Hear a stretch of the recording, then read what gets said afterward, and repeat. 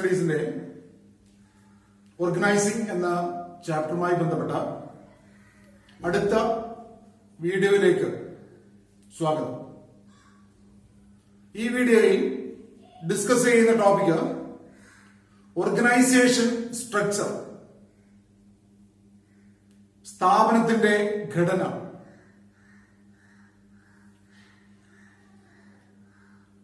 It is the outcome of organizing process. Organization structure is the outcome of organizing process. Then what do you mean by organization structure? Organization structure can be defined as the framework within which managerial and operating tasks are performed.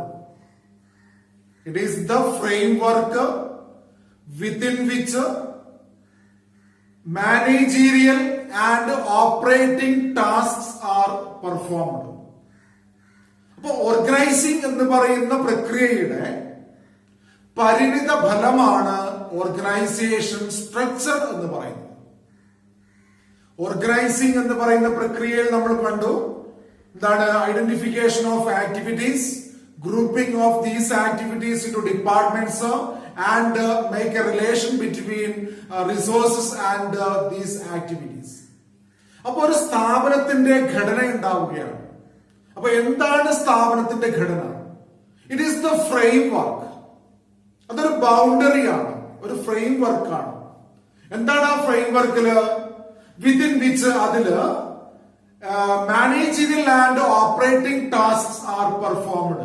അതായത് ആ ഒരു ബൗണ്ടറിയിൽ വെച്ചിട്ടാണ് ഒരു സ്ഥാപനത്തിന്റെ managerial ആയിട്ടുള്ളതും അല്ലെങ്കിൽ മറ്റു operational പ്രവർത്തനങ്ങളും ഒക്കെ ചെയ്യേണ്ടുന്ന ആ ഒരു ബൗണ്ടറിനെയാണ് നമ്മൾ എന്ന് പറയുക സ്ട്രക്ചർ എന്ന് പറയുന്നത്. നമ്മുടെ വീടിന്റെ സ്ട്രക്ചർ എന്ന് പറയുമ്പോൾ നമ്മുടെ വീട് എന്ന് പറയുന്ന ആ ഒരു ഫ്രെയിം വർക്കിനുള്ളിൽ അല്ലെങ്കിൽ ആ ഒരു ബൗണ്ടറിക്കുള്ളിൽ വെച്ചുകൊണ്ടാണ് നമ്മൾ പല കാര്യങ്ങളും ചെയ്യുന്നത്. ഉണ്ണുകയും ഉറങ്ങുകയും മറ്റുള്ള കർമ്മങ്ങൾ ചെയ്യുന്നതും ഒക്കെ ചില സ്ഥലങ്ങളിൽ വെച്ചിട്ടാണ്. അപ്പൊ അതിനൊക്കെ ഓരോ സ്ഥലങ്ങളും ഓരോ അവസ്ഥകളും ഒക്കെ ഉണ്ട്. അങ്ങനെ ഒരു സ്ഥാപനത്തില് എന്തൊക്കെ പ്രവർത്തനങ്ങൾ ഏതൊക്കെ തലങ്ങളിൽ ചെയ്യണം എന്നൊക്കെ തീരുമാനിച്ചുകൊണ്ട് ഒരു സ്ഥാപനത്തിന്റെ ഘടന രൂപീകരിക്കുന്നു. ആ ഘടനയാണെന്ന് പറയുന്നത് ഓർഗനൈസേഷൻ സ്ട്രക്ചർ എന്ന് പറയുന്നത്.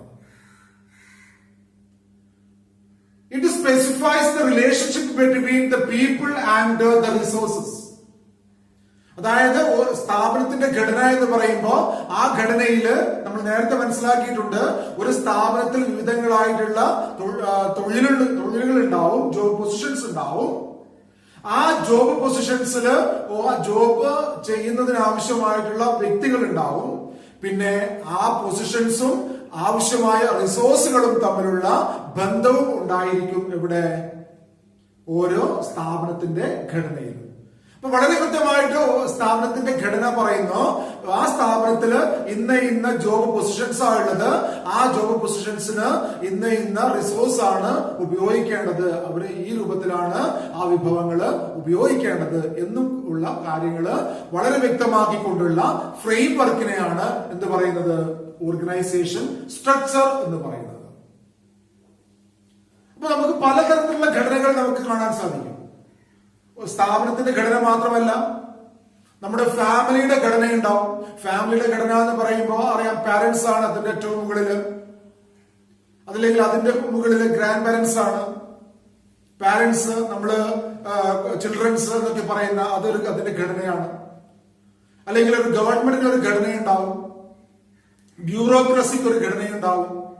എല്ലാത്തിനും അതാണ് നമ്മുടെ എൻവയോൺമെന്റിന് വരെ ഒരു ഘടനയുണ്ട്. അപ്പൊ ഘടന എന്ന് പറയുന്നത് ഒരു പ്രവർത്തനം ചെയ്യുന്നതിന് ആവശ്യമായിട്ടുള്ള ഫ്രെയിം വർക്കിനെയാണെന്ന് പറയുന്നത് ഘടന എന്ന് പറയുന്നത്. അപ്പൊ സ്ഥാപനത്തിന്റെ ഘടന എന്ന് പറയുമ്പോൾ സ്ഥാപനത്തിന്റെ ലക്ഷ്യം നേടിയെടുക്കുന്നതിന് ആവശ്യമായിട്ടുള്ള പ്രവർത്തനങ്ങളും അതിനാവശ്യമായ വിഭവങ്ങളും ഒക്കെ ചേർന്നിട്ടുള്ള ഒരു രൂപരേഖയാണ് ഒരു സ്ഥാപനത്തിന്റെ ഘടന എന്ന് പറയുന്നത്. Then this organization structure is designed or it affects the span of management. Or span of control. അതായത് സ്ഥാപനത്തിന്റെ ഘടനയെ നിർണ്ണയിക്കുന്ന വളരെ പ്രധാനപ്പെട്ട ഒരു കാര്യമാണ് ഇത് സ്പാൻ ഓഫ് മാനേജ്മെന്റ് അല്ലെങ്കിൽ സ്പാൻ ഓഫ് കൺട്രോൾ. എന്താണ് സ്പാൻ ഓഫ് മാനേജ്മെന്റ് അല്ലെങ്കിൽ എന്താണ് span of control?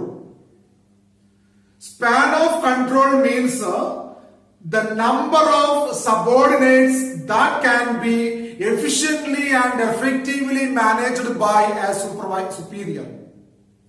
A span of control means the number of subordinates that a superior can efficiently and effectively manage.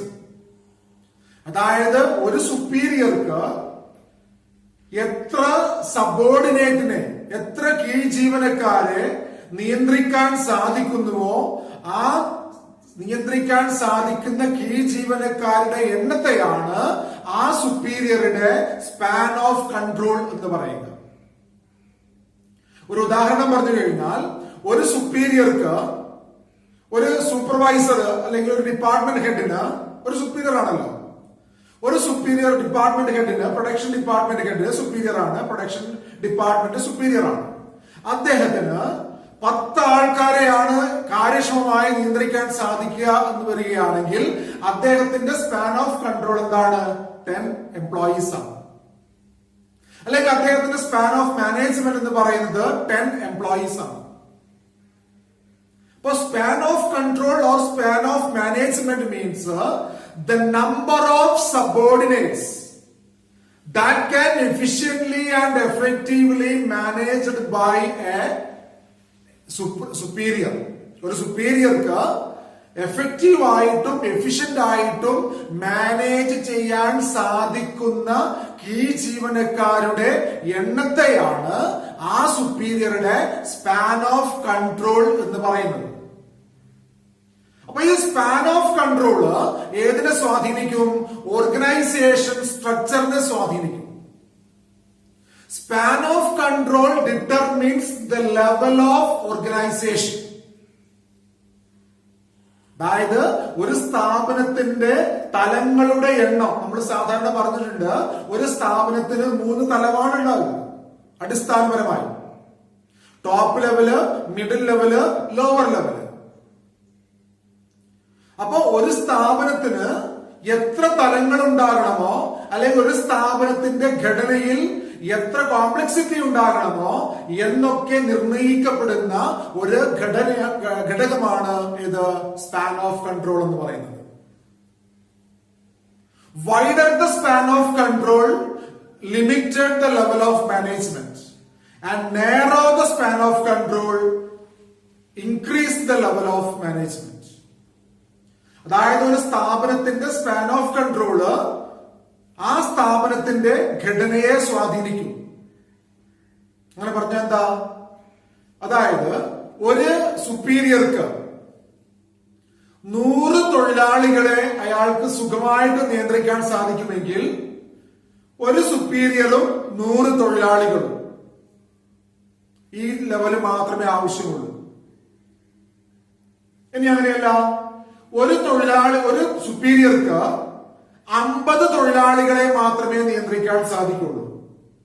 അങ്ങനെ വരുമ്പോ ആ സ്ഥാപനത്തിൽ 100 തൊഴിലാളികളുണ്ട്. ആ 100 തൊഴിലാളികളെ നിയന്ത്രിക്കുന്നതിന് വേണ്ടി 2 സുപ്പീരിയേഴ്സ് വേണം. മനസ്സിലായല്ലോ? ആ 2 സുപ്പീരിയേഴ്സിനെ സൂപ്പർവൈസ് ചെയ്യാൻ, നിയന്ത്രിക്കാൻ അവരുടെ മുകളില് വേറൊരാളും വേണം. അപ്പൊ അത്ര തലം വന്നു. നേരത്തെ 2 തലവും 100 ആൾ, ഒരു സുപ്പീരിയർക്ക് 100 ആളെ നിയന്ത്രിക്കാൻ സാധിച്ചപ്പോ 2 തലം മാത്രമേ ഉണ്ടായിരുന്നുള്ളൂ. അവിടെ വൈഡർ സ്പാൻ ആണ്. ഇനി നാരോ സ്പാനിലേക്ക് മാറുന്നു. ഒരു സുപ്പീരിയർക്ക് 50 തൊഴിലാളികളെ മാത്രമേ നിയന്ത്രിക്കാൻ സാധിക്കുന്നുള്ളൂ. അങ്ങനെ വരുമ്പോ 100 തൊഴിലാളികൾ ഉണ്ടാകുമ്പോ 2 സുപ്പീരിയേഴ്സ് വേണം. ആ 2 സുപ്പീരിയേഴ്സിനെ നിയന്ത്രിക്കാൻ അതിനു മുകളിൽ ഒരു സുപ്പീരിയറും കൂടെ വേണം. അപ്പോ തലങ്ങളുടെ എണ്ണം 3 ആയി. അതാണ് പറയുന്നത് സ്പാൻ നേരോ ആകുന്നതിനനുസരിച്ച് തലങ്ങളുടെ എണ്ണം കൂടും. സ്പാൻ വൈഡർ ആകുന്നതിനനുസരിച്ച് തലങ്ങളുടെ എണ്ണം കുറയും. wider the span, lower the levels, and narrow the span, higher the levels or wider the levels. Opposite relation ആണ്. അപ്പോൾ ഓർഗനൈസേഷൻ സ്ട്രക്ചറിനെ നിയന്ത്രിക്കുന്ന ഒരു വളരെ പ്രധാനപ്പെട്ട ഘടകമാണ് എന്ത്? സ്പാൻ ഓഫ് കൺട്രോൾ എന്ന് പറയുന്നത്. അപ്പൊ സ്പാൻ ഓഫ് കൺട്രോളിനെ സ്വാധീനിക്കുന്ന ഘടകങ്ങളുണ്ട്. റൂട്ടീൻ വർക്ക്, റൂട്ടീൻ അതായത് അൺസ്കിൽഡ് റൂട്ടീൻ വർക്ക് ആണെങ്കിൽ നമുക്ക് വൈഡർ സ്പാൻ ഉപയോഗിക്കാം.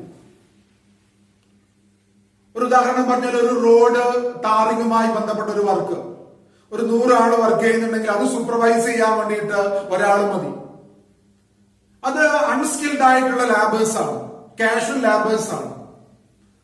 അവരെ നിയന്ത്രിക്കാൻ ഒരുപാട് ആളെ നിയന്ത്രിക്കാൻ വേണ്ടി ഒരാളെ ആവശ്യമേ ഉണ്ടാവുള്ളൂ ചിലപ്പോൾ. നേരെ മറിച്ച് എയറോസ്പേസ് എഞ്ചിനീയറിംഗിലോ അല്ലെങ്കിൽ വളരെ കോംപ്ലിക്കേറ്റഡ് ആയിട്ടുള്ള സ്പേസ് മാനേജ്മെന്റ് അങ്ങനെയുമായി ബന്ധപ്പെട്ട കോംപ്ലിക്കേറ്റഡ് ആയിട്ടുള്ള വർക്ക് ആണെങ്കിൽ അവിടെ ഒരു 2 ആളെ നിയന്ത്രിക്കാൻ വേണ്ടിയിട്ട് ഒരു സൂപ്പർവൈസറുടെ ആവശ്യം ചിലപ്പോൾ വരും. അപ്പൊ അവിടെ വർക്കിനനുസരിച്ച്, വർക്കിന്റെ സ്വഭാവത്തിനനുസരിച്ച് സ്പാൻ ഓഫ് മാനേജ്മെന്റിന്റെ തലം അല്ലെങ്കിൽ ലെവൽസും മാറും.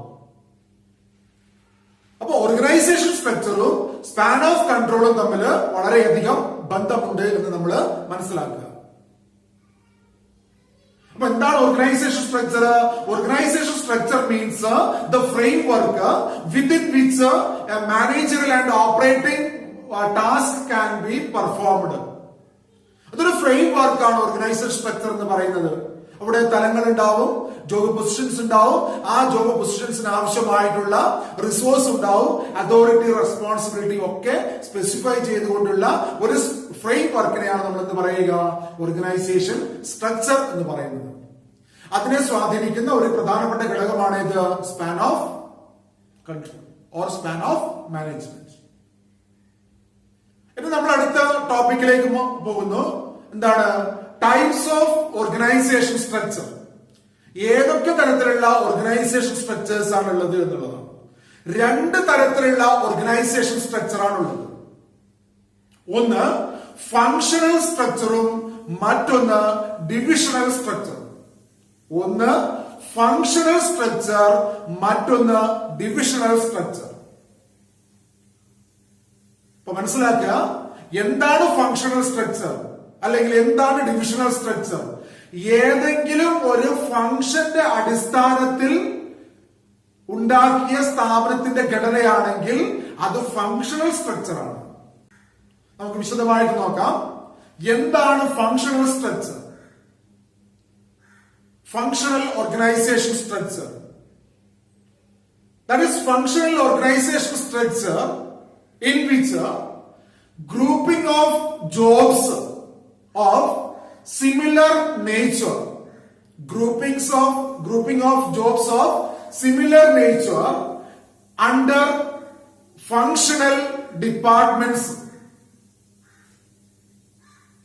That is, under functional organization structure, activities are grouped on the basis of similar nature under a specific function.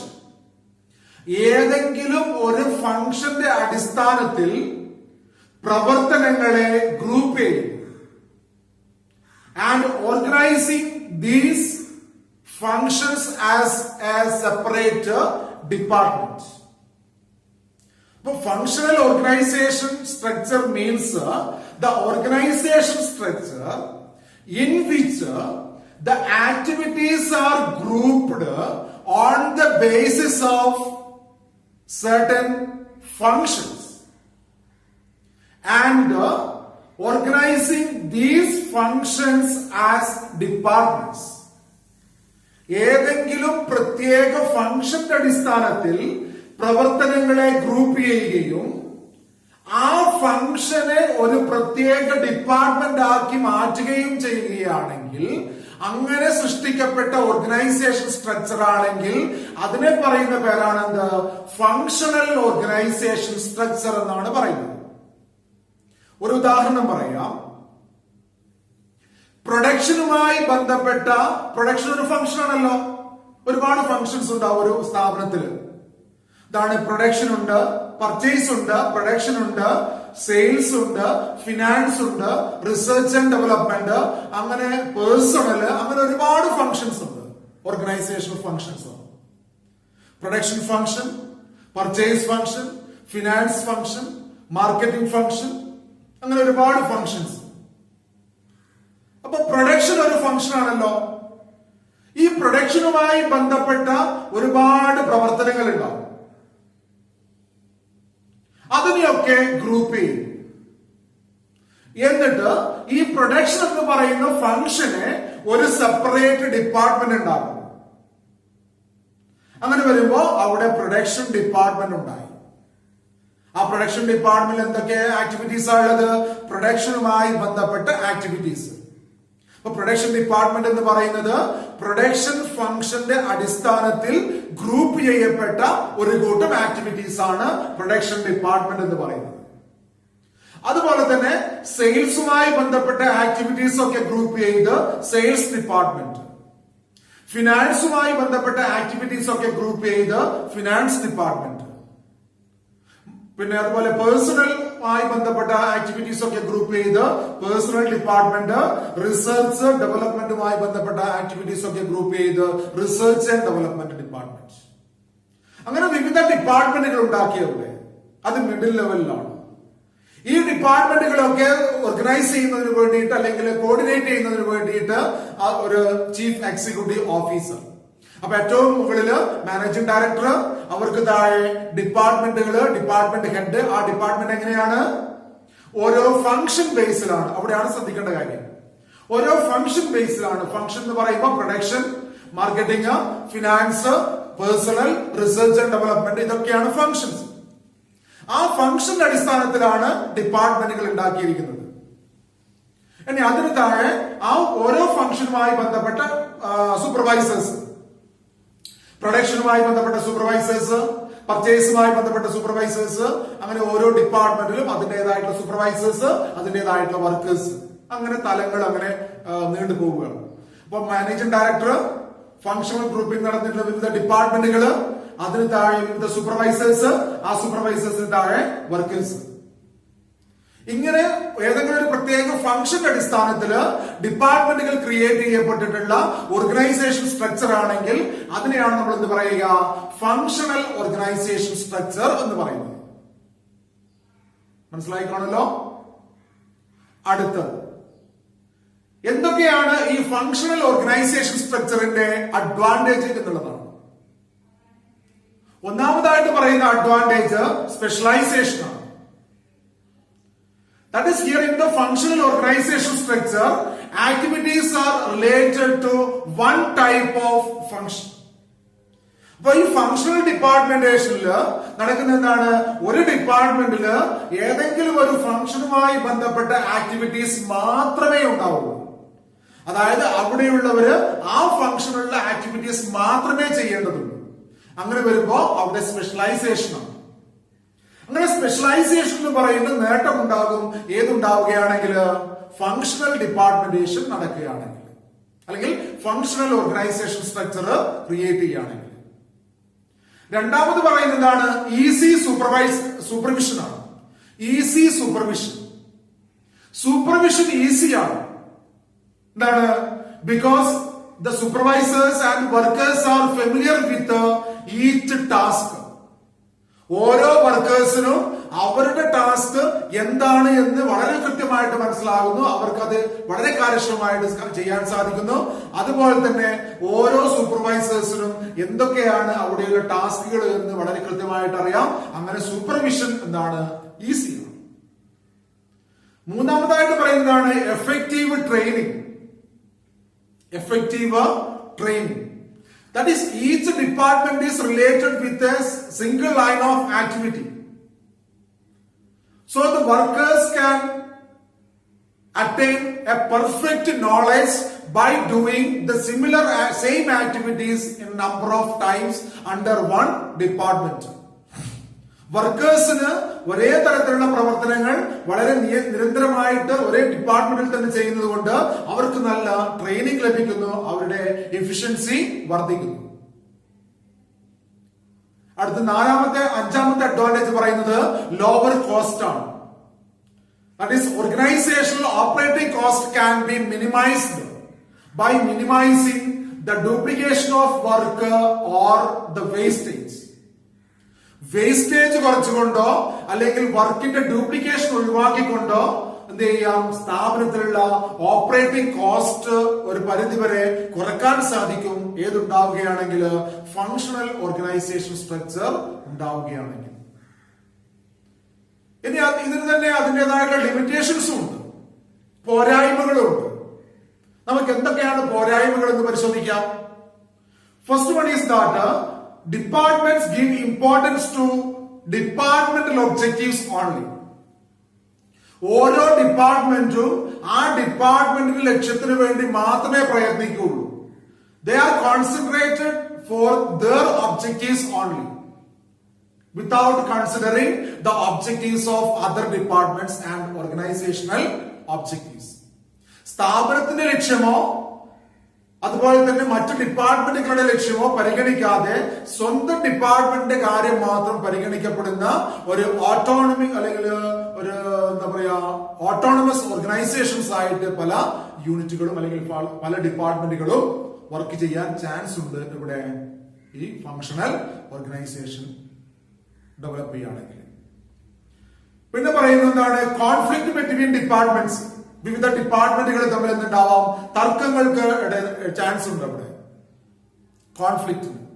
പിന്നെ difficulty in Inter dependence coordination or Inter departmental coordination.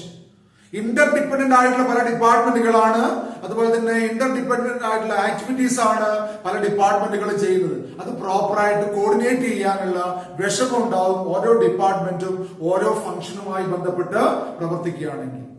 Because they are concentrate on their on objectives, they are not considering organisational objectives. സ്ഥാപനത്തിൽ ലക്ഷ്യം പരിഗണിക്കപ്പെടാതെ അവർ ഓരോരുത്തരും ഓരോ ഡിപ്പാർട്ട്മെന്റുകളായിട്ട് മാറി പ്രവർത്തിക്കുമ്പോൾ അവിടെ coordination എന്ന് പറയുന്ന പ്രക്രിയക്ക് ഡിഫിക്കൽട്ടി ഉണ്ടാകുന്നു. അത് വളരെ വിഷമമായിട്ട് മാറുന്നു എന്നുള്ളതാണ് പറയുന്നത്.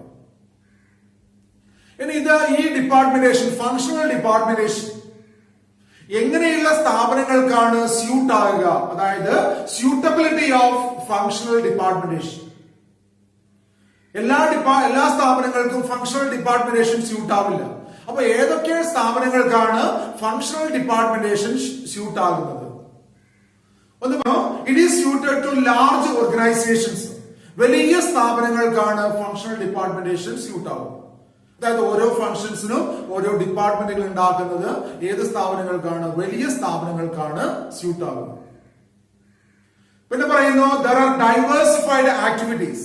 Organizations having diversified activities. വ്യത്യസ്തങ്ങളായിട്ടുള്ള പ്രവർത്തനങ്ങൾ ചെയ്യേണ്ടുന്ന സ്ഥാപനങ്ങൾക്ക് ഫങ്ഷണൽ ഡിപ്പാർട്ട്മെന്റേഷൻ സ്യൂട്ട് ആണ്. Then organizations depends more specialization. കൂടുതൽ സ്പെഷ്യലൈസേഷൻ ആഗ്രഹിക്കുന്ന സ്ഥാപനങ്ങൾക്കും ഫങ്ഷണൽ ഡിപ്പാർട്ട്മെന്റേഷൻ സ്യൂട്ട് ആണ്. അപ്പോ എങ്ങനെയുള്ള മൂന്ന് സ്ഥാപനങ്ങളാണ്? ഒന്ന് വലിയ സ്ഥാപനങ്ങൾക്ക്, രണ്ടാമത്തത് ഡൈവേഴ്സിഫൈഡ് ആക്ടിവിറ്റീസ് ചെയ്യുന്ന സ്ഥാപനങ്ങൾക്ക്, മൂന്നാമതായിട്ട് സ്പെഷ്യലൈസേഷനിൽ ഹൈലി കോൺസെൻട്രേറ്റ് ചെയ്യുന്ന സ്ഥാപനങ്ങൾക്ക്. ഇങ്ങനെയുള്ള സ്ഥാപനങ്ങൾക്കാണ് ഈ ഫങ്ഷണൽ ഡിപ്പാർട്ട്മെന്റേഷൻ കൂടുതലായിട്ട് സ്യൂട്ട് ആവുക എന്നുള്ളത്. അടുത്തതായിട്ട് പറയേണ്ടത് എന്താണ്? ഡിവിഷണൽ ഓർഗനൈസേഷൻ സ്ട്രക്ചർ ആണ്. എന്താണ് ഡിവിഷണൽ ഓർഗനൈസേഷൻ സ്ട്രക്ചർ? ഇപ്പൊ ഫങ്ഷണൽ ഓർഗനൈസേഷൻ സ്ട്രക്ചർ എന്ന് പറയുമ്പോൾ ഏതെങ്കിലും ഒരു ഫംഗ്ഷന്റെ അടിസ്ഥാനത്തിൽ ഓർഗനൈസേഷൻ സ്ട്രക്ചർ ഉണ്ടാക്കുകയാണെങ്കിൽ അത് ഫങ്ഷണൽ ഓർഗനൈസേഷൻ സ്ട്രക്ചർ ആണ്. അതായത് ഫംഗ്ഷൻ ബേസ്ഡ് ഡിപ്പാർട്ട്മെന്റുകൾ ഉണ്ടാക്കുകയാണെങ്കിൽ അത് ഫങ്ഷണൽ ഓർഗനൈസേഷൻ സ്ട്രക്ചർ ആണ്. അപ്പൊ എന്തായിരിക്കും ഡിവിഷണൽ ഓർഗനൈസേഷൻ സ്ട്രക്ചർ? ഏതെങ്കിലും ഒരു ഡിവിഷന്റെ അടിസ്ഥാനത്തിലാണ് ഓർഗനൈസേഷൻ സ്ട്രക്ചർ ഡെവലപ്പ് ചെയ്യുന്നതെങ്കിൽ ആ ഓർഗനൈസേഷൻ സ്ട്രക്ചറിനെയാണ് എന്ത് പറയുക? ഡിവിഷണൽ ഓർഗനൈസേഷൻ സ്ട്രക്ചർ എന്ന് പറയുന്നത്. എന്തായിരിക്കും ഡിവിഷൻസ്? ഇപ്പൊ പ്രൊഡക്റ്റ് ഒരു ഡിവിഷനാണ്. പ്രൊഡക്റ്റ് ബേസ്ഡ് ഡിപ്പാർട്ട്മെന്റുകൾ ഉണ്ടാക്കുക. ഉദാഹരണമായിട്ട് പറയുമ്പോ ഇപ്പോ ടാറ്റയെ സംബന്ധിച്ചിടത്തോളം ടാറ്റയ്ക്ക് 2 വീലേഴ്സ് ഉണ്ട്, 3 വീലേഴ്സ് ഉണ്ട്, 4 വീലേഴ്സ് ഉണ്ട്. അങ്ങനെ വരുമ്പോൾ 2 വീലറിന് ഒരു ഡിപ്പാർട്ട്മെന്റ്, 3 വീലറിന് ഒരു ഡിപ്പാർട്ട്മെന്റ്, 4 വീലറിന് വേറൊരു ഡിപ്പാർട്ട്മെന്റ്. അങ്ങനെ 3 ഡിപ്പാർട്ട്മെന്റുകളാണ് ഉണ്ടാകുക. അവിടെ ഡിപ്പാർട്ട്മെന്റേഷൻ എന്ന് പറയുന്നത് 2 wheeler department, 3 wheeler department, 4 wheeler department, ഇനി 6 വീലർ ഡിപ്പാർട്ട്മെന്റ് ഉണ്ടാവും അവർക്ക്, ഹെവി വെഹിക്കിൾസിന്റെ. അങ്ങനെ ഓരോ ഡിപ്പാർട്ട്മെന്റുകൾ ഉണ്ടാക്കുന്ന ഓരോ പ്രൊഡക്റ്റിന്റെ അടിസ്ഥാനത്തിൽ. അങ്ങനെയാണെങ്കിൽ അതൊരു ഡിവിഷണൽ ഡിപ്പാർട്ട്മെന്റേഷൻ ആണ്. അപ്പൊ managing director product 1, product 2, product 3, product 4. ഇനി പ്രൊഡക്റ്റ് 1ൽ എന്ത് വേണം? പ്രൊഡക്റ്റ് 1ല് പർച്ചേസ് ഫംഗ്ഷൻ ഉണ്ടാവണം, മാർക്കറ്റിംഗ് ഫംഗ്ഷൻ ഉണ്ടാവണം, പ്രൊഡക്ഷൻ ഫംഗ്ഷൻ ഉണ്ടാവണം, ഫിനാൻസ് ഫംഗ്ഷൻ ഉണ്ടാവണം, മറ്റു പേഴ്സണൽ ഫംഗ്ഷൻസും ഒക്കെ ഉണ്ടാവണം. അപ്പോ ഓർഗനൈസേഷൻ സ്ട്രക്ചറിന്റെ രൂപം മാറുന്നു. ഏറ്റവും മുകളിൽ മാനേജിംഗ് ഡയറക്ടർ, രണ്ടാമതായിട്ടുള്ള ഡിപ്പാർട്ട്മെന്റേഷൻ എന്ന് പറയുന്നത്, ഡിപ്പാർട്ട്മെന്റ് മിഡിൽ ലെവൽ എന്ന് പറയുന്നത് എന്താണ്? പ്രൊഡക്റ്റ് ബേസ്ഡ് ആണ്. പ്രൊഡക്റ്റ് ബേസ്ഡ് ആയിട്ടുള്ള ഡിപ്പാർട്ട്മെന്റുകളാണ്. അതായത് 2 വീലർ ഡിപ്പാർട്ട്മെന്റ്, അതിന് താഴെ 2 wheeler department purchase, 2 wheeler department production, 2 wheeler department marketing, 2 വീലറിന്റെ ഫിനാൻസിങ്, 2 വീലറിന്റെ പേഴ്സണൽ, അങ്ങനെ 2 വീലർ ഡിപ്പാർട്ട്മെന്റും അതിന്റെ ഫംഗ്ഷൻസ്, 3 വീലർ ഡിപ്പാർട്ട്മെന്റ് അതിന്റെ ഫംഗ്ഷൻസ്, കാര്യങ്ങളും. അങ്ങനെ ഉള്ള ഓർഗനൈസേഷൻ സ്ട്രക്ചർ ആണെങ്കിൽ അതിനാണ് നമ്മൾ എന്ത് പറയുക? ഡിവിഷണൽ ഓർഗനൈസേഷൻ സ്ട്രക്ചർ എന്ന് പറയുന്നത്. First advantage of divisional organisation structure is product specialization. That is by grouping the activities on the basis of a product for the creation of department, that organization can attain specialization in that product only. നമ്മൾ ഒരു പ്രൊഡക്റ്റിന് വേണ്ടി മാത്രം activities organise ചെയ്യുന്നു, ആ പ്രൊഡക്റ്റിന് base ചെയ്തുകൊണ്ട് activities organise ചെയ്യുന്നു. അങ്ങനെയാണെങ്കിൽ അവിടെ സ്പെഷ്യലൈസേഷൻ നടക്കുകയാണ്, പ്രൊഡക്റ്റ് ബേസ് ആയിട്ടാണ്. അപ്പൊ ആ ഡിപ്പാർട്ട്മെന്റിലെ ആൾക്കാർക്ക് വളരെ കാര്യക്ഷമമായിട്ട് ആ പ്രൊഡക്റ്റിന് വേണ്ടിയിട്ട് പ്രവർത്തിക്കാൻ വേണ്ടി സാധിക്കും. The next second advantage is that coordination is easy. Coordination ഈസിയാണ്. The activities related with that product, like that of purchase, production, sales, marketing, etc., can be easily coordinated on the basis of that department objectives.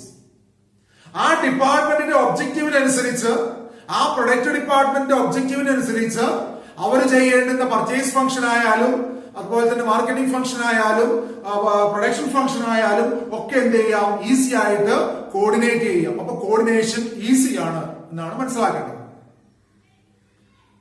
മൂന്നാമതായിട്ട് പറയുന്ന helps fixation of responsibility. ഓരോ ഡിപ്പാർട്ട്മെന്റുകളുടെയും ഉത്തരവാദിത്വം നമുക്ക് fix ചെയ്യാം. ഇപ്പൊ 2 wheeler ഡിപ്പാർട്ട്മെന്റിൽ എന്തെങ്കിലും mistake സംഭവിച്ചാൽ അല്ലെങ്കിൽ എന്തെങ്കിലും ഫോൾട്ട് വന്നു കഴിഞ്ഞാൽ അത് 2 വീലർ ഡിപ്പാർട്ട്മെന്റിന്റെ ഫോൾട്ട് തന്നെയാണ്. അവിടുത്തെ പർച്ചേസിന്റെയും അവിടുത്തെ പ്രൊഡക്ഷന്റെയും അവിടുത്തെ മാർക്കറ്റിംഗിന്റെയും ഒക്കെ ഫോൾട്ടായിട്ട് നമുക്ക് ആ റെസ്പോൺസിബിലിറ്റി ഫിക്സ് ചെയ്യാൻ സാധിക്കും. അപ്പോ ഒരു ഡിപ്പാർട്ട്മെന്റിന്റെ റെസ്പോൺസിബിലിറ്റി ആ ഡിപ്പാർട്ട്മെന്റിൽ തന്നെ എന്ത് ചെയ്യാം? ഫിക്സ് ചെയ്യാൻ സാധിക്കും. Then it promote, next fourth one is that it promote flexibility and initiative. That is, this kind of departmentation helps to create each one autonomous unit. It is flexible for future decision making. അതായത് ഇങ്ങനെയുള്ള ഡിപ്പാർട്ട്മെന്റേഷനോട് കൂടിയിട്ട് ഓരോ autonomous unit ഉണ്ടാവുകയാണ്. 2 wheeler department, 3 wheeler department, 4 wheeler department, 6 wheeler department എന്നൊക്കെ പറയുന്ന autonomous unit ഉണ്ടാവുകയാണ്. അങ്ങനെ ആ ഓട്ടോണമസ് യൂണിറ്റിന് അവർക്ക് ആവശ്യമായിട്ടുള്ള തീരുമാനങ്ങൾ എടുക്കാം, അവർക്ക് ആവശ്യമായിട്ടുള്ള രീതിയിലുള്ള പ്ലാൻസ് ഉണ്ടാക്കാം, ഓർഗനൈസേഷൻ നടത്താം. അങ്ങനെയുള്ള കാര്യങ്ങൾ അവർക്ക് ഈസി ആയിട്ട് ചെയ്യാം. അവിടെ ഇനീഷ്യേറ്റീവ് ഉണ്ടാവുന്നു, അവിടെ ഫ്ലെക്സിബിലിറ്റി ഉണ്ടാവുന്നു. അപ്പൊ ഇങ്ങനെ 4 ബെനിഫിറ്റ് ആണ് ഇതിനെ സംബന്ധിച്ചിടത്തോളം ഉള്ളത്, ഡിവിഷണൽ സ്ട്രക്ചറിനെ സംബന്ധിച്ചിടത്തോളം പറയാനുള്ളത്. പിന്നെ ഡിസഡ്വാൻറ്റേജ് ഉണ്ട്. എന്താണ്? കോൺഫ്ലിക്റ്റ് മേ, ഒന്നാമത്തെ പറയുന്നത് conflict may arise between different divisions.